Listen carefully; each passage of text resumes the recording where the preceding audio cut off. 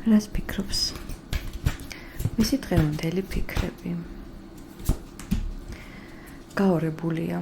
ძალიან გაორებული ენერგიები აქვს და ფიქრობს თქვენს გაორებაზეც, იმიტომ რომ რაღაც კითხვის ნიშნის ქვეშ დგას თქვენი დამოკიდებულება მის მიმართ და თქვენი ნაბიჯები, ეს თქვენი ემოციები ძალიან აფიქრებს ამ ადამიანს.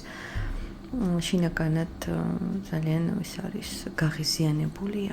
რაც უფრო ორაზროვანი ხარ და რაც უფრო არ ახარ სტაბილური, უფრო მეტად უღვევს მას რაღაცა, ვიტყოდ დესტრუქციულ ენთუზიაზმს.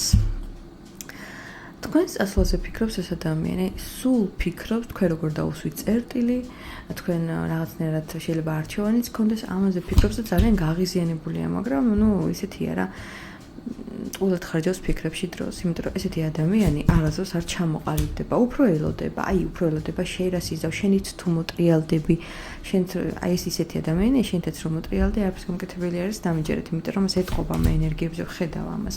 და გაიზარდოს ეს ადამიანი. აცადეთ რომ მართლა შინაგანად გაიაროს ის ყველა საფეხური, რომელიც გაასხივოსნებს, რასაც ქვია და მიხვდება.